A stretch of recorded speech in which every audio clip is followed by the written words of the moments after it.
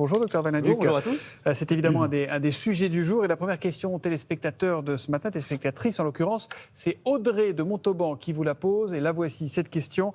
Qu'est-ce qu'elle vous demande? Olivier Véran annonce la fin du port du masque dans les transports, mais reste-t-il obligatoire si je me rends à l'hôpital? C'est vrai que c'est une question qui divise et qui inquiète, notamment les associations de patients immunodéprimés ou l'association Rénalou, qui est une association de patients qui ont des maladies rénales, en fait, qui appelle même les Français à garder le port du masque dans les transports pour protéger ces patients un peu fragiles, chez qui le vaccin peut parfois être un peu moins efficace. Alors concrètement, qu'est-ce qui se passe à partir d'aujourd'hui? C'est effectivement l'arrêt du port du masque dans les transports, bus, trains, mais également dans les avions. L'Agence européenne de sécurité au niveau de l'aviation, effectivement, rappelle que le port du masque, on peut arrêter de le mettre dans les avions, mais également dans les aéroports. Il suffit néanmoins de se renseigner au niveau de la compagnie pour savoir, parce que parfois il peut y avoir des petits changements.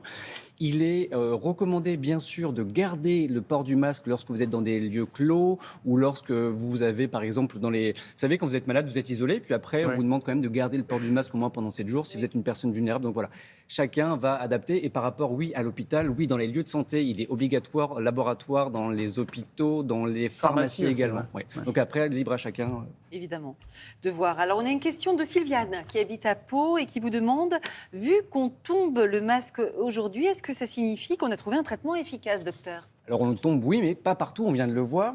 Alors au niveau des traitements, finalement, en 2 ans, il y a eu beaucoup d'évolutions, soit en préventif, soit en curatif. C'est ça qui est hyper intéressant, on a quand même avancé.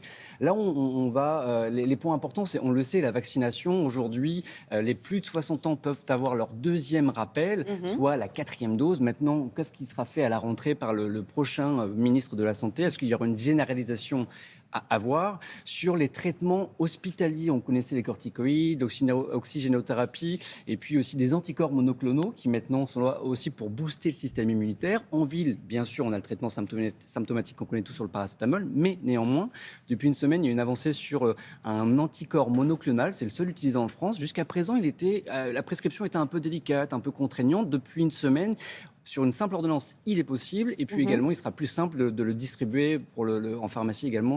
Voilà, il y a quand même de l'avancée.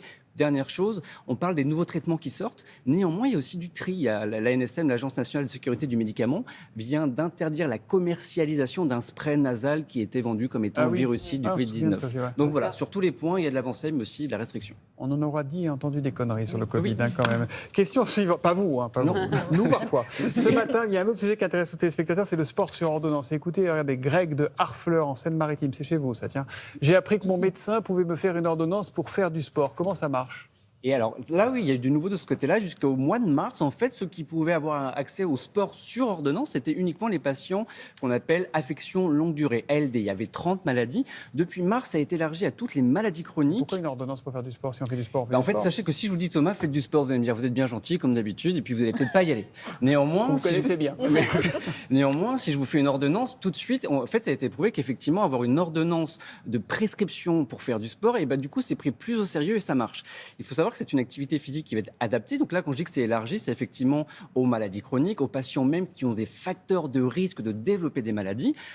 Dernièrement, j'ai vu passer une activité physique, c'était la pétanque. Alors, pas l'apéritif, Julia. Quand on parle de pétanque, effectivement, ça peut être une prescription médicale pour faire de la pétanque. Il est prouvé également que ça a apporté des bienfaits sur la santé physique et mentale. Donc, comment ça marche, la prescription sur ordonnance? C'est votre généraliste ou alors un spécialiste qui peut vous la prescrire.